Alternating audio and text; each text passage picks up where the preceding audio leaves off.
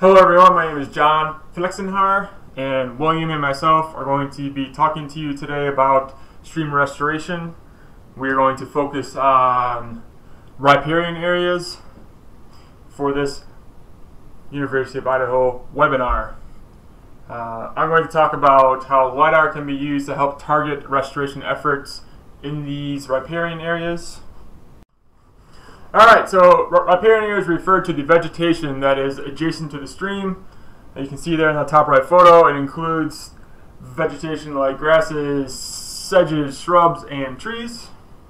And it's only about 30 to 50 feet adjacent to the stream. So they do a lot for us considering the relatively small amount of space that they occupy. And riparian areas basically provide us with what's known as an ecosystem service. I'm going to talk about 3 of these ecosystem services. First is in regards to water quality.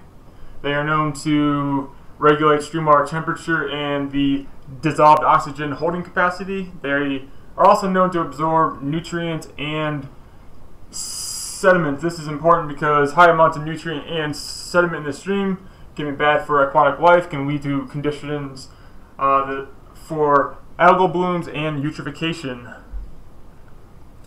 They also act as a wildfire buffer, which will become increasingly important as wildfires get worse here in the interior west and west in general. And I'll talk a little bit more about this later on. And they help attenuate higher flows.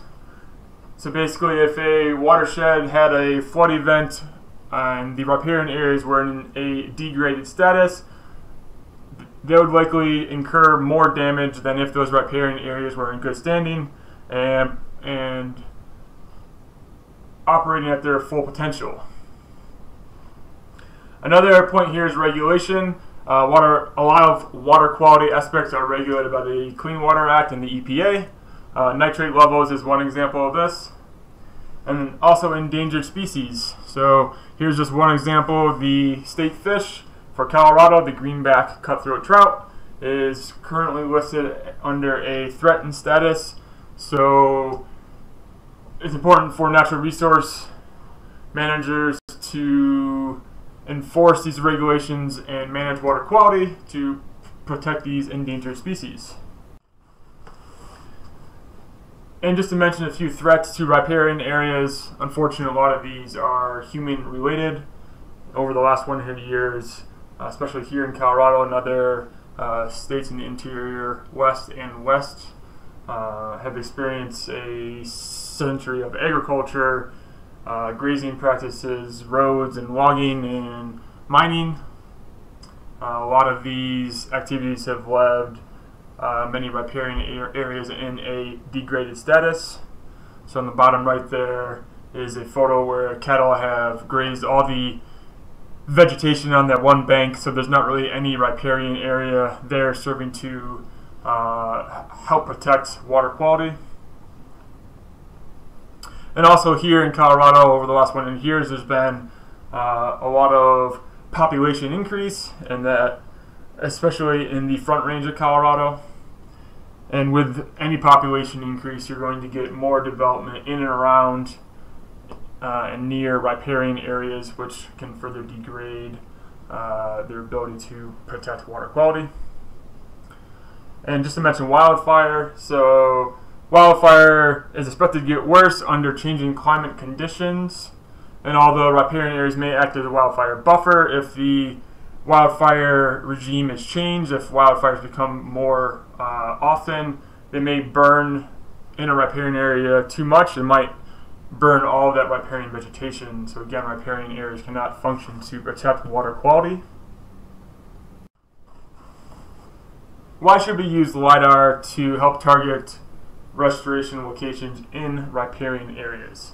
Well, for one, LiDAR has become accepted as a highly accurate and detailed measurement system for vegetation structure, including things like density, canopy coverage, height, and even number of trees. The cost for LiDAR, even if you have to conduct a new LiDAR measurement, is comparable to existing historical methods. It's often quicker than doing historical methods and collecting data in the field. LiDAR data can actually be free as well. A lot of universities and other groups are collecting LiDAR data and are making that data freely available. And if you have that data, you don't have to waste all that time by collecting new data out in the field. You can just start with the analysis, so it can save a lot of time. And scale, just to mention a little bit about that. LiDAR is typically thousands of acres or miles of data.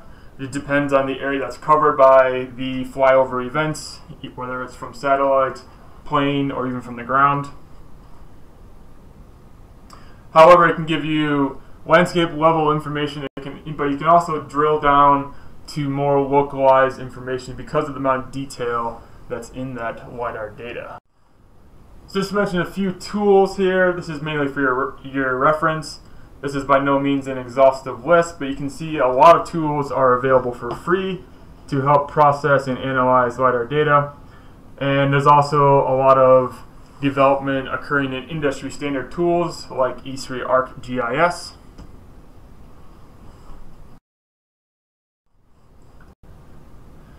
Alright, to get into the case study, so I'm going to discuss a little bit about a project I actually did for a class. This class was taught by Dr. Medins and Dr. Silva. I do not believe Dr. Silva is with the university any longer, so I did not put his information here. But if you're interested in this topic, or you're a student of the university and you want to get more information on LiDAR, you might want to reach out to Dr. Medins. So for this case study, I processed data from the Boulder Creek Critical Zone Observatory. This LiDAR data was collected in 2012. Since then, NEON has collected data in 2017 and 2018. So there's overlap of multiple years, which I'll talk more later on, but this can be used to compare any changes in vegetation or whatever it is that you're trying to study when the same area has multiple years of data collected. And this area that I looked at covered about 40 square miles. So the objective of this project was basically to use the LiDAR data to identify vegetation in the riparian area and to see if any of those areas chosen may be impaired or in need of restoration. Again, these are just some tools that I used for this project, and they are listed here mainly for your reference. I'm not going to talk about them much or at all. Alright, so to get into where this research was done, so it was done in the Front Range of Colorado. So here we have Colorado, and then coming out the Front Range. So in the Front Range, a large portion of the state population lives here, and we depend on surface water as the main source for our drinking water supply. So anything that can help land managers and natural resource professionals protect water quality is beneficial to everyone that lives in this area, because we all depend on that water to survive. Slide. So in this 40 square mile area, you can see it in red. And again, this data was all free. It was downloaded from open topography. And when we just visualize that point cloud LiDAR data, that's what these three photos are here. You can see some information. So right here we can see the stream. We can see some slope information. We can also see a rough idea of the height of the trees, the amount of trees or the coverage or density. And we can even get a count of the trees that are in the riparian area. This is just another one visualized a little bit differently. So again, you can get height of the trees, the number of trees, and this is the stream cutting through here. And all this information can be exported into common formats like CSV to be further analyzed. Alright, so here you're looking at two graphics exported from E3 ArcGIS. But again, this information was derived from that free LiDAR data. Here on black on this side is showing the stream buffer, which is encapsulating that riparian area of interest, and on the right it's in gray. In the middle is the blue is the stream. So basically, if there's less than 50% vegetation coverage, it's either colored red or orange, and if it's above 50%, it's either yellow or green. And if it's above 65% coverage and also at least 15 meters in height, it's showing sort of a mature or maybe ideal riparian status for this area. So there on the left, you can see the north side of the stream, maybe an area where you want to target some restoration efforts because we see a lot of red and orange. And on the right side, most of the areas are yellow and green, and there's quite a bit of gray in that riparian area as well. So that riparian area is probably not in need of restoration and is probably in good standing. And here's something very similar that I found. It's very similar to the results of the project I just showed. Here in Sonoma County, they are actually taking LiDAR data to map canopy density of their stream network in their county. And they're using this LiDAR data to target areas that may be in need of restoration, and also to monitor past restoration efforts to see what have been more effective. So an actual real world example, not just in the research realm of a university. Alright, so just to come back to this slide that I showed earlier, I hope I've shown that LiDAR data can be used to help target restoration efforts in riparian areas. And I hope you are starting to realize they can be used for a lot of different natural resource and land management goals due to the high amount of detail it contains about vegetation structure. Again, the cost is comparable to existing field methods. A lot of this data is free, so it can actually be cheaper. And scale, so you can use LiDAR data to understand landscape level information as well as drill down to more localized, smaller scale information, just because of the amount of detail that's contained within most LiDAR data sets. Just a few more points here to help wrap this up. LiDAR data can be used to target restoration locations, and it can stand on its own as an effective tool to accomplish this task. However, it can also be used to complement historical data or any reference data to understand how things are changing either across the landscape or at a smaller scale. Tools, again, a lot of them are free.